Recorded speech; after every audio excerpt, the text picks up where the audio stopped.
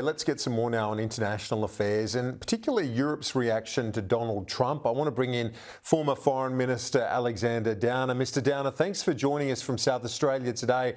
I was interested to read your analysis in The Australian today. You've said that the day was always going to come where a US president has said to Europe they need to do more in their own defence. And as you put it today, that day has come. What do you make of the response from Europe?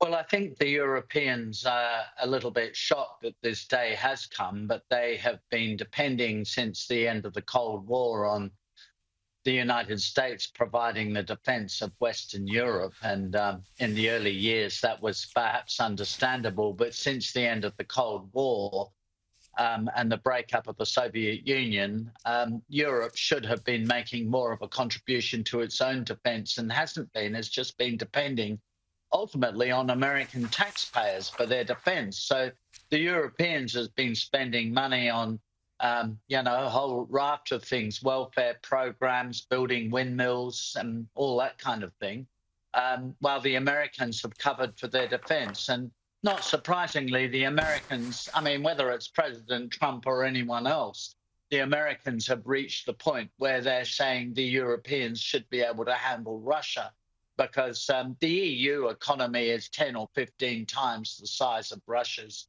So they have the potential to deal with Russia without the Americans being centrally involved. Indeed, there's that size question, but then you've got the intent. Is there the intent to do that? The British and the French have responded forcefully, others less so, particularly when it comes to the idea of peacekeepers. Well, that's right, and this is the problem with Europe. They don't sing with one voice. They have many voices, and the European Union, plus the UK, shouldn't be seen as a behemoth. It's a diversity of countries with a diversity of politics and a diversity of views, and you're seeing that on that issue. But the British and the French have always been more forward-leaning on defence issues, and they're quite right to say that they would make a contribution or set up a peacekeeping force in Ukraine to police the ceasefire if a ceasefire ever comes.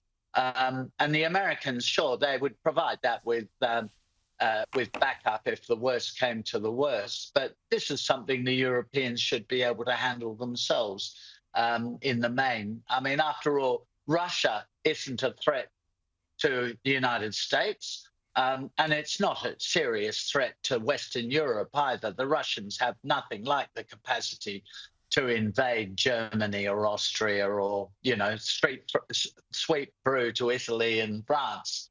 They have no capacity to do that. They haven't even been able to knock over Ukraine. They've been trying for 11 years, actually, not just 3 years. So, and the Americans are right about this, and I think it's a warning to Australia that we need to make a serious contribution to our own defence as well, not just depend on the Americans. Oh, I do want to ask you about that and get you to elaborate on that specifically in a moment. But just on the Americans before we move on from their worldview and strategic approach under Donald Trump, I'm interested to hear what you think on this. Is this an example of Trump moving behind the frontier America sort of worldview? Will he leave China to its own devices in our part of the world, say with Taiwan and so on? No, I think this, if you like, I'm not accusing you of this, by the way, but this anti-Trump narrative that somehow he's an isolationist and he's just going to withdraw behind America's borders is completely wrong. It didn't happen during his first term, and it won't happen during this term. It's just that when it comes to Ukraine, he thinks that Europe should have the capacity predominantly, not exclusively, to deal with that issue. But the United States has to turn its mind to making sure there is effective deterrence against a resurgent China and there are problems to sort out in the Middle East. That's the priority. And Europe can't deal with China. It can help, of course, but it can't deal with China. America has to do that with its Asia Pacific allies. Um, and so that is the way the administration thinks. It's not thinking of isolationism, by the way. That isn't the plan. And when you look to Australia's approach and what we're doing, you said it's a wake-up call. Can you elaborate on that for us? Where do we need to position ourselves right now amid an uncertain future?